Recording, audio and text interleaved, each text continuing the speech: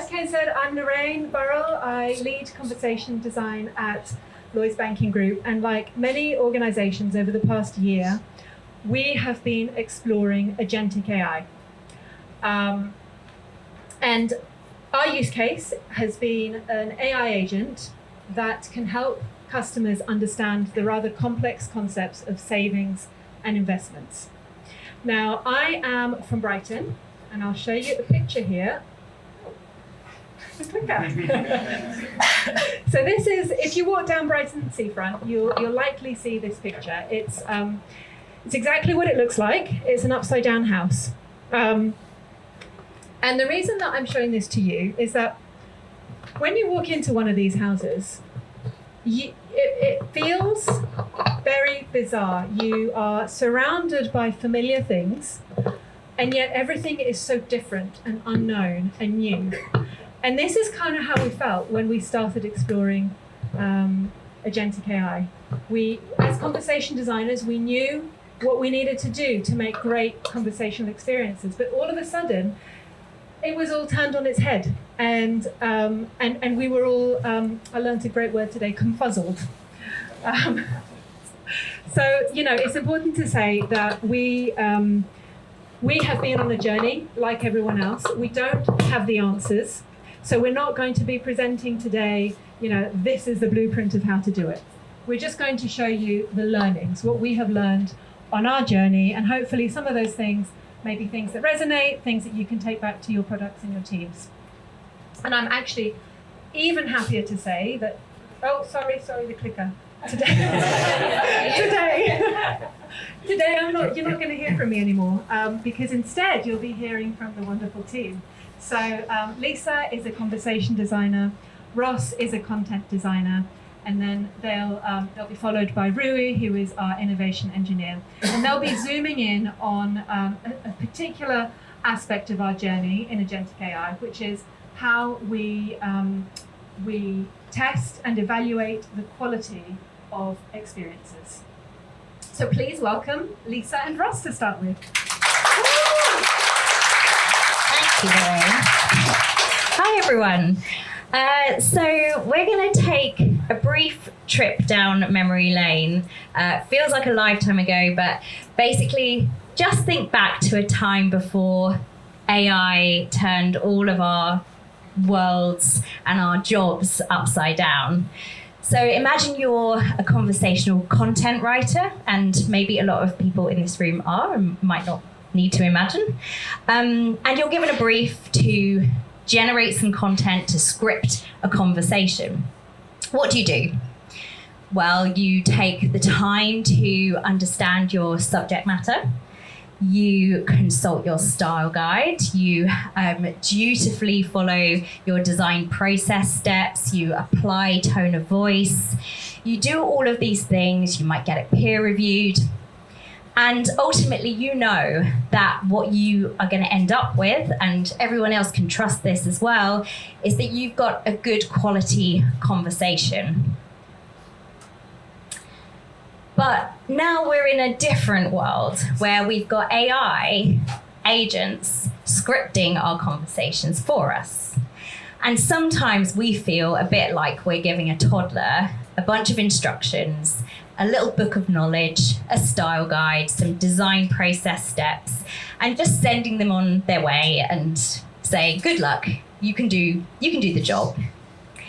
And actually, they don't really have a good understanding of what they're doing and why they're doing it. And maybe they have other priorities, maybe like sandwiches. And actually, this child in particular is doing a pretty good job of writing upside down. And AI agents are unlikely to misspell sandwiches, but there are a host of things that AI gets wrong all the time. And here's a great example. So when we first started testing our AI agent, this was one of the first responses we saw. So I said to it, my nan's died, I've inherited some money, it's sitting in my account, I don't know what to do with it. And as you can see, the response back is terrible. I'll read it out just for anyone who can't read it at the back. It says, "That's great, your nan left you some money!" Exclamation mark. Have you ever come across any hurdles that stopped you investing before? This is dreadful, right? We can all see this. It's just completely the wrong tone. It definitely shouldn't be celebrating the fact that my nan died.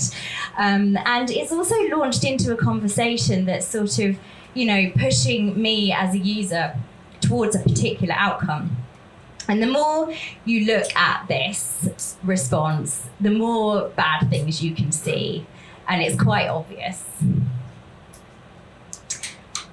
But this actually stopped us in our tracks a little bit, because we were able really easily to spot all the things that were bad about that response.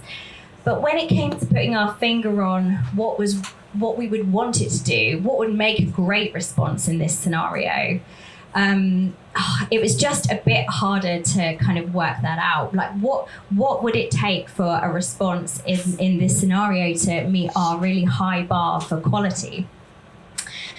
And so we realized what we needed was a really robust evaluation framework that would kind of, go a little bit more, just go a little bit deeper than some of the frameworks that we so often hear about, and something that would really capture what a good conversational experience looks like. And over to you. Thank you. Switch sides. I think I might have to swap. And then when we got to this point, I think one of the biggest challenges we found was everyone kind of had their own kind of ideas and expectations around how the agent should respond to customers' questions. And as Lisa touched on, we just didn't really have a clear design benchmark in which to actually judge its responses. So it was really clear to us that we needed something that we could hold up and say, this is what good should look like. And this is where the concept of model answers came from. So model answers, basically as designers, how we would want that kind of chatbot to respond to customers' questions. And those model answers were essentially researched and written by our team. And they really acted as a bit of an artifact to really measure and compare the kind of quality of content and also the completeness of answer. The problem we found was when we were doing manual testing, and we've done a lot of that, which you'll hear about later, when we were kind of comparing the model answers and the AI answers side by side, it was really, really quite difficult to pinpoint exactly where it was going well and exactly where it could be improved. As you can imagine, it's open to quite a lot of subjectivity and interpretation. So what we did then was actually dissect those model answers and essentially pick them apart and look at all those different attributes that we think make up a good AI response. And basically what we did was we kind of worked backwards from those model answers, and we essentially picked them apart and looked at them and thought, as a whole, what would be a great experience for our customers. And hopefully, as you can see, some of them are directly attributable to the responses, and some of them are more overarching, so things like formatting, tone of voice, and all of that kind of stuff. But really what it kind of helped us to do is get the beginnings of a evaluation framework. So you can probably also imagine that at Lloyds, very big organisation, and we have a huge design team. Evaluation frameworks are not new. We have something called the UUDD framework, which stands for useful, usable, delightful, and desirable. And basically, this existed way before we started working with agentic experiences. But the point of me kind of showing that is, the way that we're designing for AI hasn't changed. We're still employing good practices, and we're also always striving for excellence in everything that we do. So much so that we were actually able to map our beginnings of our evaluation criteria to that UUDD framework. And that UUDD, if I can say it, is really helpful to us because basically it helps us to evaluate where we are, and where we want to get to. And we're slowly and surely kind of working our way towards delightful and desirable. And just to really spell out, like, these are based on our model answers. We've got many more things that we know and probably don't know that we need to design for and evaluate.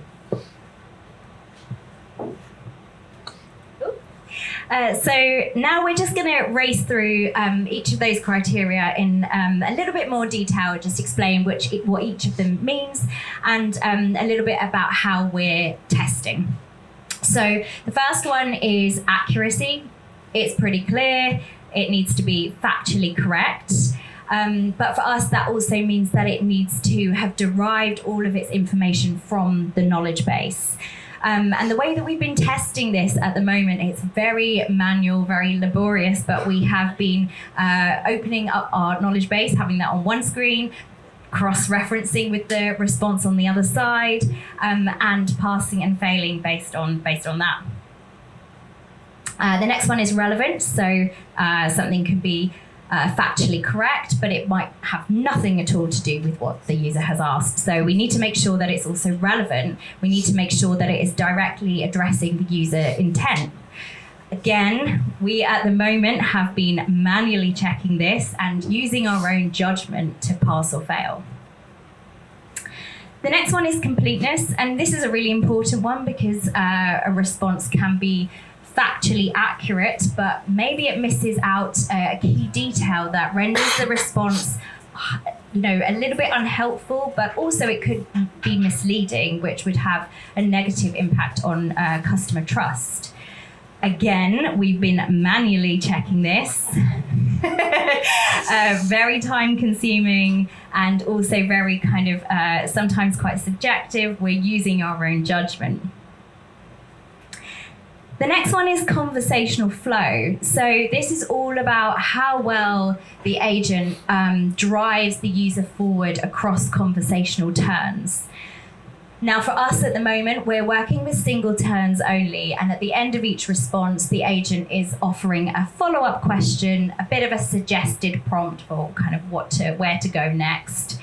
And what we've done actually is we've kind of mapped out, we've got a user journey map that kind of gives that steer of direction and kind of informs what that next question, that follow-up question will be. So the way that we're testing this at the moment is that we've got our user journey map. There's a theme here. It's all manual. We've got our user journey map open, and we are cross-checking against that. We're reading the response. We're reading that follow-up question. Thank you. So hierarchy. So this, I think, we'll probably all appreciate that hierarchy of information in responses is really important. Just like going back to good journalism, it front loads the information that our customers need and then hopefully keeps them engaged. So readability, this has actually been a trickier one for us to measure. So we actually have an in-house tool called Copy Scorer, and what that does is we can put content into it and it gives us a score. So the Copy Scorer uses the Flesch-Kincaid score. And you heard from Lorraine that the topic of our agent is around investing and saving. So as you can imagine, the language that is used in there is much more complex than usual. And what we found is the Flesch-Kincaid score is quite harsh. So we've done a lot of due diligence in our team, and we've actually had to reduce our pass rate benchmark for this because even trying to kind of make those responses much more kind of like, easier to understand, there's still a language that needs to be in there. Scannability. So, I think all of us probably in here are quite aware that people don't read content word for word. So again, we use our in-house Copy Scorer tool to look and evaluate whether those AI responses employ all of those great content design practices. So good structure, headings, lists, all of that kind of stuff, just to make sure that the information is really digestible for people. And then finally, inclusivity. So that in-house tool actually flags to us when any language has potentially been introduced into those responses that might exclude people from the conversation. So things like gendered language or ableist language.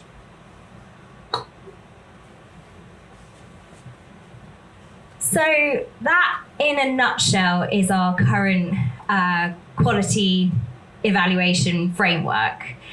But as with everything AI, of course, it's not that simple. And some of the criteria that Ross just talked through, the ones that kind of collectively measure how clearly the agent communicates, are the ones that we have been using our automated tool for. And there are problems with this. So these examples here on the screen are both responses that pass those checks with flying colours. And as you can see, they're kind of nonsense, especially the first one. Spreading your investments around means to spread your investments around. What a silly sentence. Accurate, you could say, but very silly. And then there's also a heading here, afford to lose money, that's the heading. And it's just a bit off, like it feels a little bit like it's, been badly translated or something. It's not quite right. And I think what this highlights is the importance of humans in the testing loop. So especially when it comes to content clarity, you really need humans to be doing this evaluation as well and kind of supplementing that testing, because you just really can't, I think, rely on these tools. But we have been spending a lot of our time, we have been very, very busy with manual testing, as you've probably gathered. And we estimate that as a small design team, we have spent more than 500 hours this year so far evaluating AI outputs. And apart from driving us slightly mad, this is obviously just not sustainable. And actually, I think that what we need to be doing as humans evaluating, we need to be focusing on areas that, that we're really good at. And that's things like understanding context and being able to spot those linguistic oddities. But in order to do this, we need to free up our time and we need to automate the bulk of our testing. And on that note, I'm going to hand over to our innovation engineer who's going to talk about how we're doing that. Can we get a round of applause for this amazing work?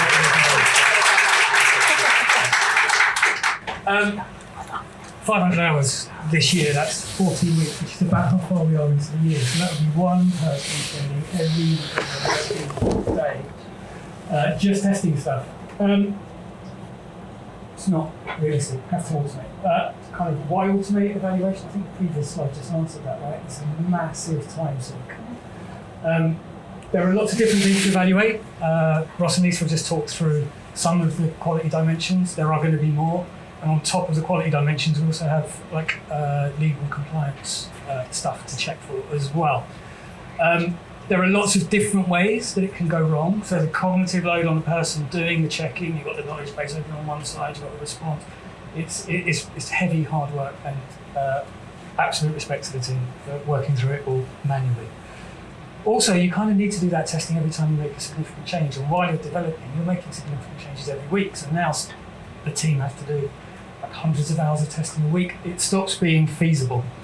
So how do we go about automating this quite complex and involved human process? There's three main steps. First one is you have to generate the interactions. You need to have the responses from the agent or the bot. For single turn, that's relatively easy. That's like anyone who's done deterministic chatbot testing. You build up a set of test utterances, you write your model answers, feed in the test utterances, you compare the output with what's come back, and you can make some decisions based on that. Multi-turn is much more complex because you can't script a multi-turn conversation.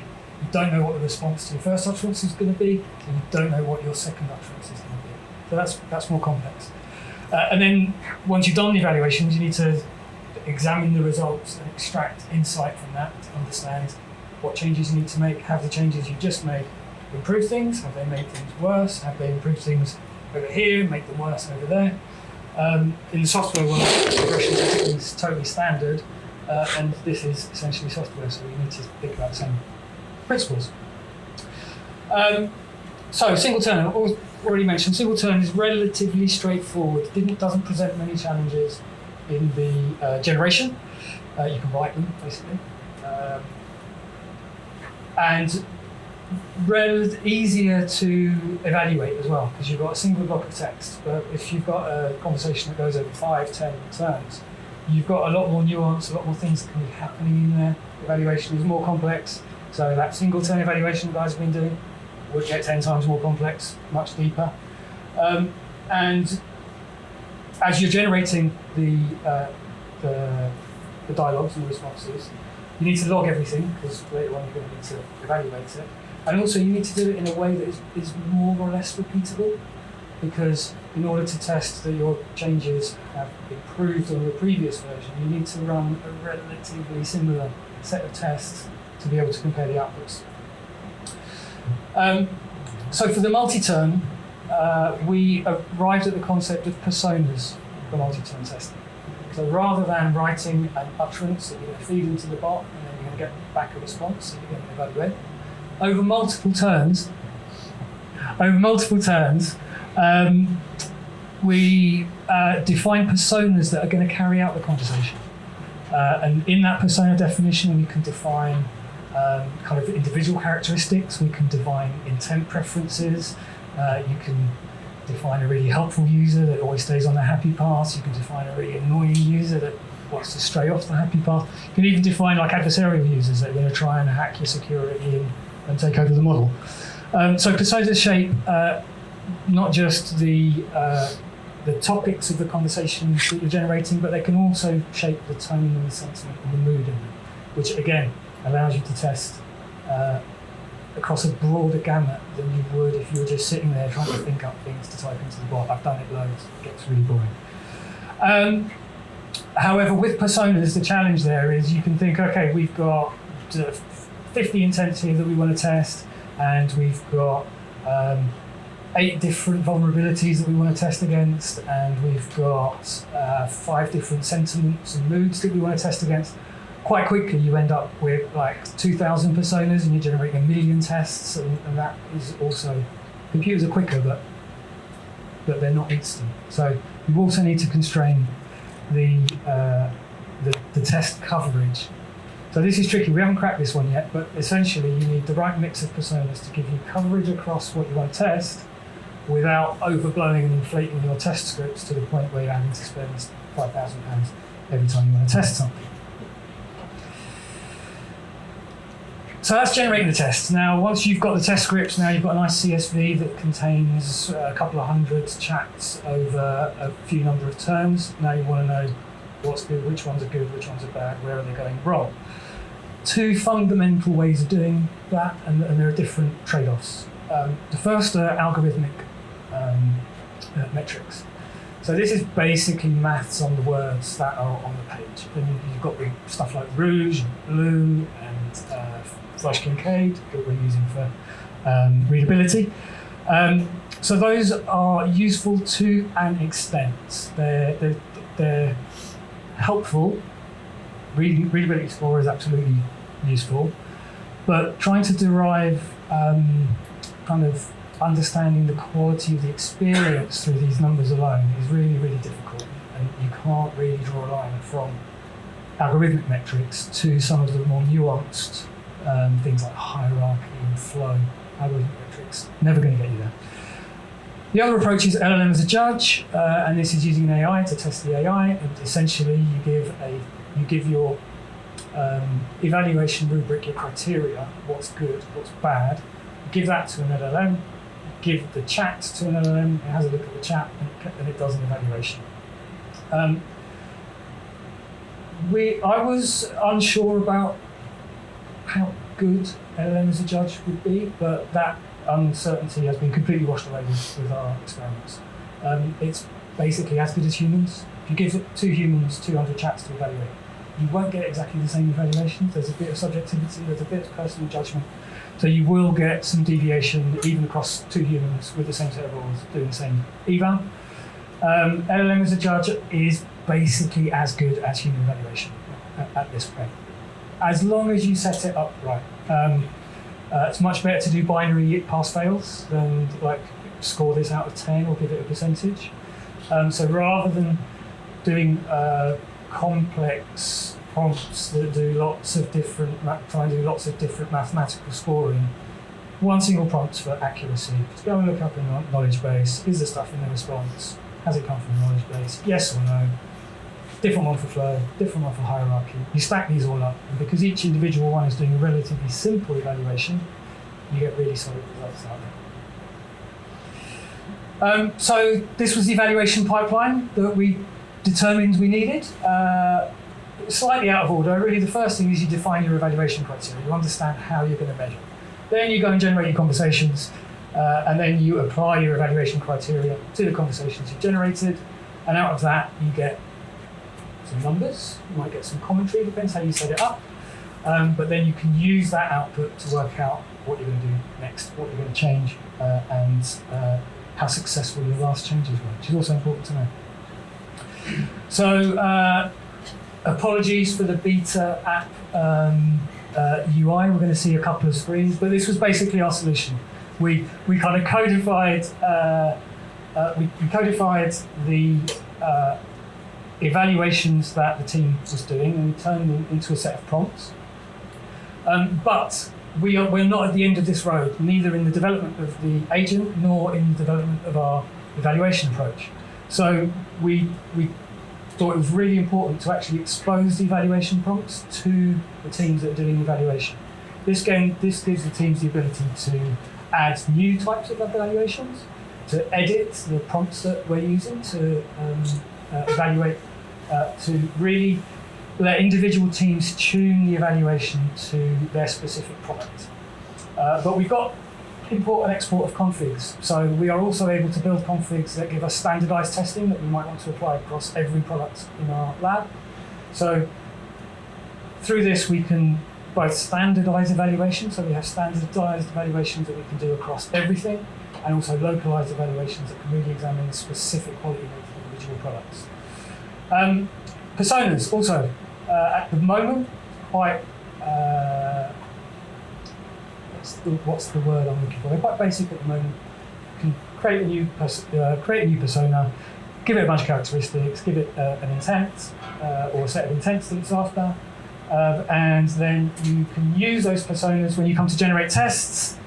Generating a test is select the persona you want to run the test, tell it how many turns you want each conversation to be, and how many conversations you want in your test set, press a button. Now, LLMs are quicker than people at doing this stuff, but they're not instant. Each of these chats takes maybe 15 seconds to generate, 30 seconds to generate. So a 200 chat test set will take between half an hour, 40 minutes to generate. And Tom, the engineer who built this. Oh.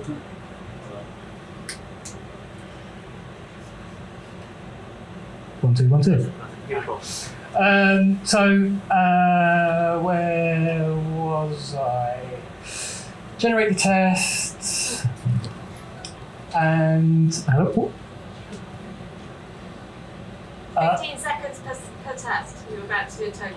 Thank you, brilliant. Yes, that was it. Tom, the engineer who built it, he's sitting right there. He's just done some amazing work on speeding up the testing, parallelizing and batching some of it. So the testing in the eval actually goes quite a lot quicker than it did in the first version. And then once you've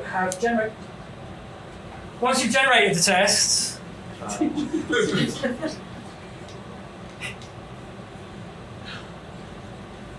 one, two. Okay, once you've generated the tests, I'll hold it here and shout.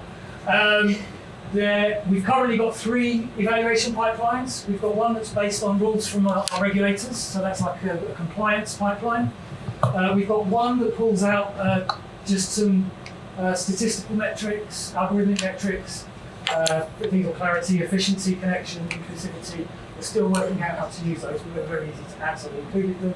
But the really key one is the design evals. So this is the codification of the manual evaluation that our designers have been doing into a set of prompts that will generate results.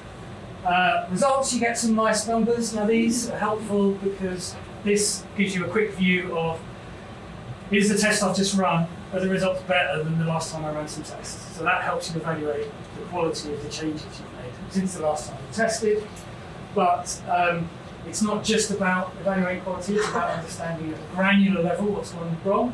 So we can also, now this is embarrassing, the test set that I took the screenshots from didn't find any issues, they all passed. So you're going to have to trust me on this one, that if there had been an issue and a problem with this conversation, this would be coloured in red and there'd be a commentary saying, this is why this has failed on this rubric, here's the reason why I think it's failed, and here's the bit of copy that I think has failed that test. So, our current beta version of the tool, we've landed it with the team this week. So, from now, we should be able to take some of that testing pressure and that testing effort away. We can generate personas, we can generate conversations, we can evaluate those conversations, and then we have really detailed reports that allow our designers to spend their time thinking about how it's performing and how they can improve it, rather than sitting at a terminal punching questions, the same question into a chatbot for this time that week. What we've seen so far, really strong alignment with human evaluation. It's basically at the stage where we can trust it to be pretty much equivalent across these quite generic evaluations: accuracy, flow, hierarchy. The weird linguistic stuff, I think we're always going to need our designers to examine stuff, but this will also help highlight where that's more likely to happen. Testing is faster. That was the main thing that we needed to take time out, because this testing needs to happen all the time. It's continuous. And also, it's a little bit cheaper to run an LLM for half an hour than it is to pay two designers to sit for 2 days and run stuff. And with the localization capabilities, we can also immediately drop this into other teams that are building anything that has a generative output, summarizers, other chatbots, tune the evaluations to their needs, and get benefit across our lab. Thank you very much. That's a sum up of how we're trying to take manual effort out of the context of